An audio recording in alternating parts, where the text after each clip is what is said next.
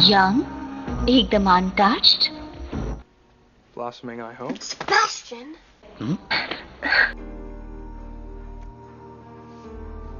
Movie शौकीन family आपका स्वागत करती है। आज हम एक्सप्लेन करने वाले हैं एक ऐसी मूवी को जिसमें एक लड़का प्ले बॉय होता है। वह लड़का बहुत सारे लड़कों के साथ गपागप करता है और यहाँ तक कि वह अपनी सगी बहन को भी नहीं छोड़ता। तो यह कहानी है एक सौतेले भाई और बहन की, जिसमें सौतेली बहन अपने सौतेले भाई से एक शर्त लगाती है, जिसमें उसे स्कूल के हेडमास्टर की बेटी के साथ संबंध बनाने हैं। और आगे क्या क्या होता है यह सब देखने के लिए आप आगे मूवी में बने रहिए।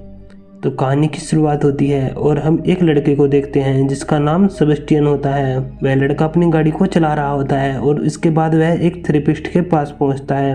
इसके बाद वह लड़का थेरेपिस्ट को बताता है कि वह लड़कियों को किस नज़र से देखता है और उसके मन में क्या चलता रहता है। थेरेपिस्ट उसकी सारी बातों को सुनने के बाद कहती है कि यह कोई बीमारी नहीं है, यह तो हर लड़कों की कहानी है। तुम सभी लड़के अपनी भावनाओं पर बिल्कुल भी नियंत्रण नहीं रखते और इसीलिए ऐसा ही होता है। इसके बाद सेबेस्टियन वहाँ से जाते हुए उस थेरेपिस्ट की तारीफ करता है और उससे कहता है कि मुझे तुम्हारे पैर बहुत अच्छे लगते हैं और मैं इनकी तस्वीर लेना चाहता हूँ। इसके बाद डॉक्टर सेबेस्टियन से कहती है कि यह गलत है और तुम्हें सच में थेरेपी की बहुत ज़्यादा ज़रूरत है। और इसके बाद वह वहाँ से जाने लगता है, लेकिन जाते समय वह डॉक्टर की बेटी की तस्वीर देखता है और कहता है कि यह लड़की मेरे ही टाइप की है, तुम मुझसे इसकी सेटिंग करा दो। उसके मुझ से ऐसा सुनने के बाद थेरेपिस्ट उसे वहाँ से जल्दी से भगा देती है। इसके बाद डॉक्टर की बेटी की कॉल आती है जो कि बहुत दुखी होती है। वह रोते रोते अपनी माँ को सारी बात बताने लगती है। वह अपनी माँ से कहती है कि उसका एक बॉयफ्रेंड है और उसने उसकी सारी तस्वीरें इंटरनेट पर अपलोड कर दी हैं। उसका बॉयफ्रेंड उससे कहता था कि मुझे तुम्हारे पैर बहुत ज्यादा खूबसूरत लगते हैं और उसने मेरे पैरों की तस्वीर खींच ली। उसकी इन बातों को सुनकर डॉक्टर समझ जाती है कि वह लड़का कोई और नहीं बल्कि सेबेस्टियन ही है। इसके बाद वह डॉक्टर जल्दी जल्दी से उसे पकड़ने के लिए जाती है और उसे ऊपर से ही देखकर चिल्लाने लगती है। सेबेस्टियन यह सब नीचे से खड़ा होकर देख रहा होता है। तभी उसके पास एक लड़की आती है और वह कहती है कि यह क्या हो रहा है। सेबेस्टियन उस लड़की से कहता है कि शायद थेरेपिस्ट को भी थेरेपी की जरूरत है। वह मुझसे ज़्यादा पैसे मांग रही थी तो मैंने उसे थेरेपी दे दी। फिर वह उस लड़की से पूछता है कि क्या तुम मेरे साथ डेट पर चलोगी, और वह लड़की भी उसके साथ डेट पर जाने के लिए मान जाती है। इसके बाद हमें एक लड़की दिखाई जाती है जिसका नाम कैथरीन होता है। वहीं पर एक औरत अपनी बेटी के साथ बैठी हुई होती है जिसका नाम सुशील होता है। सुशील की माँ कैथरीन से कहती है कि तुम मेरी बेटी को ट्यूशन पढ़ा दो जिससे कि इसके अच्छे नंबर आ सके। इस पर कैथरीन कहती है कि तुम बिल्कुल भी चिंता मत करो और मैं सुशील को सिखाऊंगी कि स्कूल में कैसे रहते हैं। इस पर सुशील की माँ कैथरीन से पूछती है कि तुम इतनी समझदार कैसे हो। अभी कैथरीन क्रॉस निकालती है और कहती है कि मैं ईश्वर में विश्वास रखती हूँ। तभी वहाँ पर कैथरीन का सौतेला भाई सेबेस्टियन आ जाता है और वह सुशील के अंडरवेयर की तारीफ करता है। इसके बाद सुशील की माँ उसकी टांगों को बंद कर देती है। यह सब होने के बाद कैथरीन अपने भाई को यहाँ से भगा देती है। सुशील और उसकी माँ के चले जाने के बाद कैथरीन अपना क्रॉस खोलती है और उसमें से गांजे को स्मेल करके सस्ता नशा करने लग जाती है। इसके बाद सेबेस्टियन अपनी बहन से पूछता है कि वह लड़की कौन थी। कैथरीन उसे बताती है कि उसका नाम सुशील है और इस लड़की ने मेरे साथ चीट किया है। इसने मेरे बॉयफ्रेंड को मुझसे छीन लिया है तो मैं भी इस लड़की से अपना बदला लूंगी। मैं इसे हर रोज अपने घर पर बुलाऊंगी और तुम जो भी चाहो इसके साथ कर सकते हो।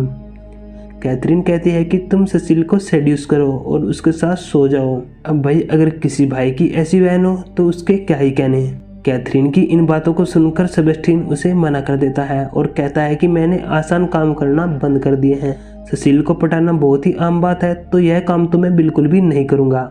और यहीं पर पता चलता है कि सुशील की नज़र एक 16 साल की लड़की पर है जिसने थोड़े ही समय पहले मैगजीन में अपना आर्टिकल लिखवाया है। उसने उसमें बताया कि वह तब तक अपनी वर्जिनिटी लूज नहीं करेगी जब तक कि उसकी शादी नहीं हो जाती। और वह लड़की कोई और नहीं बल्कि उनके हेडमास्टर की ही बेटी होती है जिसका नाम नैन्सी होता है। नैन्सी जल्दी ही उसके पास के अपार्टमेंट में रहने के लिए आने वाली है तो सेबेस्टियन उसे पटाने की तैयारी कर रहा है। सेबेस्टियन के मुंह से ऐसी बातों को सुनकर कैथरीन उससे कहती है कि यह तुम बिल्कुल भी नहीं कर पाओगे और वह उसके साथ बैट लगाती है। कैथरीन सेबेस्टियन से कहती है कि अगर तुम शर्त हार गए तो तुम्हारी प्यारी कार मेरी हो जाएगी और अगर तुम शर्त जीत गए तो मैं तुम्हारे साथ एक रात के लिए सो जाऊंगी और तुम जो चाहो मेरे साथ कर सकते हो। और मैं तुम्हें अपनी टांगे उठा उठा के भी दूंगी।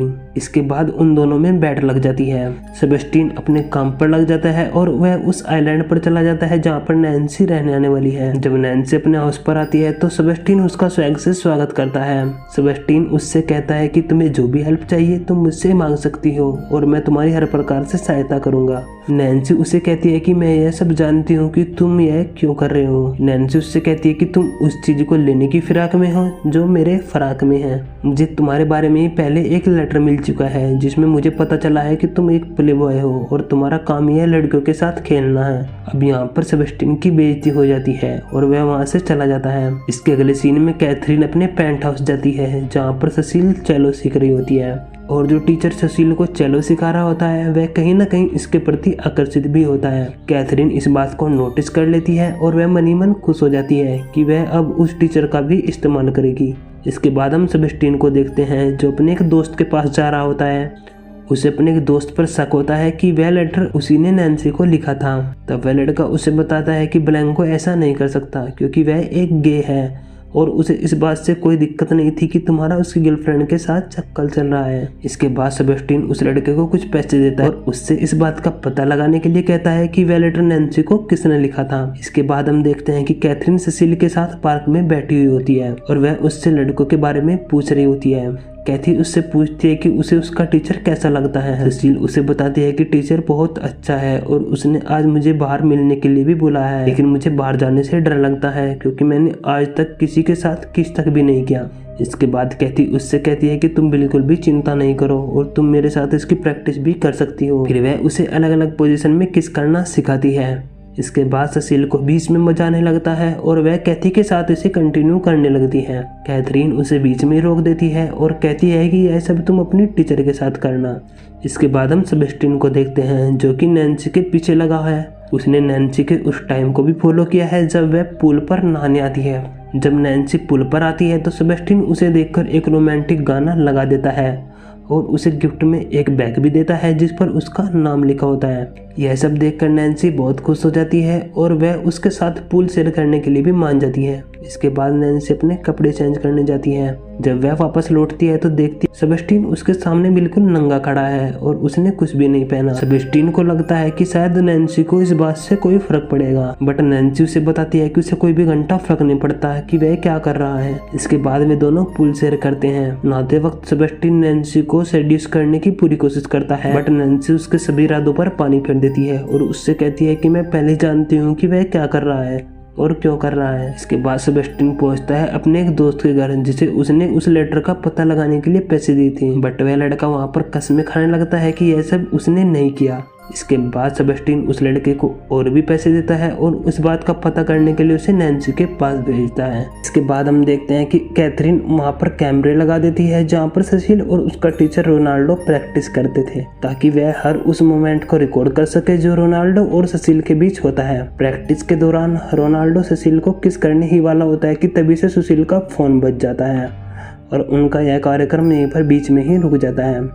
तभी वहाँ पर सेबेस्टियन आता है और कैथरीन से बताता है कि वह लेटर सुशील की माँ ने नैन्सी को लिखा था जिसमें उसने सेबेस्टियन के बारे में बहुत सारी गंदी बातें लिखी थी। इसके बाद कैथरीन फिर से अपने भाई को सेड्यूस करने लग जाती है। इसके बाद कैथी अपने भाई सेबेस्टियन से कहती है कि अगर तुम्हें ससील की माँ से अपना बदला लेना है तुम ससील की फाड़ के फ्लावर कर दो और यही उसकी माँ के लिए एक सबक होगा। सेबेस्टियन भी ऐसा करने के लिए मान जाता है, लेकिन इसके बाद सेबेस्टियन खत लिखता है नैन्सी को और उसे आज रात बाहर घूमने जाने के लिए कहता है। नैन्सी भी ऐसा करने के लिए मान जाती है और उसके साथ घूमने के लिए चली जाती है। बातों ही बातों में पता चलता है कि नैन्सी का अब सेबेस्टियन को लेकर नजरिया बदल चुका है और वह उसके साथ कंफर्टेबल महसूस करती है। इसके बाद हम देखते हैं कि कैथरीन ने एक पत्र लिखा है मिसेज कार्लो को जिसमें उसने ससील और रोनाल्डो के बीच अफेयर होने की बात लिखी है। अगले ही दिन मिसेज कार्लो क्लास में आती है और वहां से अपनी बेटी को लेकर चली जाती है। इसके बाद कैथरीन सेबेस्टियन से कहती है कि तुम ससील को कॉल करो और उसे आज रात अपने कमरे में मिलने के लिए बुलाओ और तुम वह सब करो जो तुमने आज तक नहीं किया, क्योंकि उसे भी इस समय औजार की बहुत ज्यादा सख्त जरूरत है। इसके बाद सेबेस्टियन ऐसा ही करता और सेसिल को मिलने के लिए कमरे पर बुला लेता है। जब सेसिल कमरे पर आती है तो सेबेस्टियन उसे एक ड्रिंक पिलाता है जिसमें शराब मिली हुई होती है। सेसिल को इस बात का पता नहीं होता और वह इसे पूरा पी जाती है। इसके बाद उसे नशा हो जाता है। इसके बाद सेबेस्टियन उसे अपनी बातों में फंसा लेता है और उसके कपड़े उतारने लगता है। जब वह उसके सभी कपड़े उतारने लग जाता है तो सेसिल उसे ऐसा करने से रोकती है, बट वह उसे फोर्स करता है और कहता है कि अगर उसने ऐसा नहीं किया तो वह उसकी माँ कार्लो को उसकी शिकायत कर देगा। और सेबेस्टियन से कहती है कि तुम तो जाओ, मेरे साथ कर सकते हो। इसके बाद सेबेस्टियन उसके पास आता है और उससे कहता है कि मैं तुम्हें किस करना चाहता हूँ। फिर सेसिल अपने होठों को आगे करती है और सेबेस्टियन से कहती है कि वह किस कर सकता है, बट सेबेस्टियन उसे कहता है कि वह इन होठों पर नहीं बल्कि उसके नीचे वाले होठों पर उसे किस करना चाहता है। अब यहाँ पर उस भाई को कौन समझाए कि अगर प्यासी लगी है तो वह जाकर फिल्टर का पानी पी ले, बट उसे तो सेसिल के फिल्टर का ही पानी चाहिए। खैर, इसके बाद सेबेस्टियन उसके कपड़े उतार देता है और उसके नीचे वाले होल में अपना मुंह लगाकर उसे किस करने लगता है। इसके अगले दिन सेसिल जाती है कैथरीन के पास और उसे जाकर बताती है कि उसके भाई ने उसके साथ क्या क्या किया। इसके बाद कैथरीन सेसिल को समझाती है कि उसे अलग अलग लड़कों के साथ पीलन क्रिया करनी चाहिए। कैथरीन की इस बातों को सुनकर सेसिल मना कर देती है और कहती है कि वह ऐसा नहीं कर सकती, बट कैथरीन उससे कहती है कि यह काम तो सब करते हैं, बस कोई एक दूसरे को नहीं बताता। इसके बाद सेसिल यह सब करने के लिए भी मान जाती है।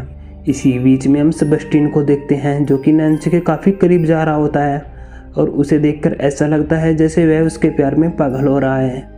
इसके अगले दिन कैथरीन अपने भाई सेबेस्टियन के पास आती है और उससे कहती है कि शायद तुम अपनी शर्त भूल रहे हो और अगर तुम अपनी शर्त हार गए तो तुम्हारी कार आज मेरी हो जाएगी। इसके बाद सेबेस्टियन कैथरीन से कहता है कि तुम बस एक ही चीज की सवारी कर सकती हो, वह भी मेरे घोड़े की। उससे ऐसा बोलकर वह जाता है नैन्सी के पास जो उस वक्त किताब पढ़ रही होती है। इसके बाद सेबेस्टियन उसके पास जाता है और उसे किस करने की कोशिश करने लगता है, बट नैन्सी उसे बीच में ही रोक देती है। इसके बाद सेबेस्टियन उससे माफ़ी मांगता है, बट थोड़ी देर बाद वह उस पर गुस्सा भी हो जाता है। इसके बाद वह नैन्सी को बताता है कि वह उससे कितना प्यार करता है, लेकिन ऐसा सुनने के बाद भी और माफ़ी मांगने के बाद भी नैन्सी वहाँ से चली जाती है। अपनी इतनी बेइज्जती कराने के बाद भी सेबेस्टियन रात में नैन्सी के कमरे पर आता है और उससे कहता है कि वह यह शहर छोड़कर जा रहा है। इन बातों का नैन्सी को भी बुरा लगता है और वह धीरे धीरे से उसके पास आकर उसे किस करने लगती है। किस करने के बाद नैन्सी अपने बिस्तर पर जाती और अपने कपड़े उतारने लग जाती है, क्योंकि सेबेस्टियन को किस करने के बाद उसकी गुलाबी गुजिया पानी पानी हो चुकी है और अब वह उसे देना भी चाहती थी। बट पता नहीं यहाँ पर सेबेस्टियन को क्या हो जाता है कि वह उसकी बिल्कुल भी लेना ही नहीं चाहता और वहाँ से चला जाता है। इसके बाद नैन्सी यह शहर छोड़कर जाने लगती है और जब सेबेस्टियन को इस बात का पता चलता है तो वह उसे रोकने के लिए स्टेशन पर जाता है। यहीं पर यह दोनों आपस में किस करने लगते हैं और इसके बाद ये दोनों पलंग तोड़ कार्यक्रम भी करते हैं। नैन्सी के साथ जुगाड़ करने के बाद सेबेस्टियन उसे एक कैब में बिठा देता है। यह बात कैथरीन भी नोटिस कर लेती है और उसे अब शर्त के अनुसार अपने भाई के साथ इंटीमेट होना था।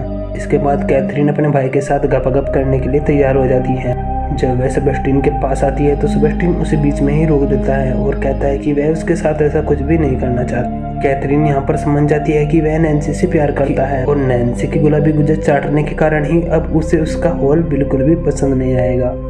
ऐसा सोचकर वह अंदर अंदर बहुत जेलस फील करती और वह अपने भाई से कहती है कि अगर तुमने मेरी गुलाबी गुजिया नहीं चाटी तो वह पूरे कॉलेज में बता देगी कि तुम्हारा और नैन्सी का चक्कर चल रहा है और इसके बाद तुम्हारी बहुत बेइज्जती होगी। सेबेस्टियन यहाँ पर डर जाता है और वह नैन्सी के साथ जगह ब्रेकअप कर लेता है। नैन्सी से ब्रेकअप करने के बाद वह फिर से वापस आता है अपनी बहन के पास और उससे कहता है कि तुम अब जो चाहो मेरे साथ कर सकती हो, लेकिन अब कैथरीन नहीं मानती और उससे मना कर देती है। वह उससे कहती है कि अभी अभी रोनाल्डो मेरी लेकर जा चुका है।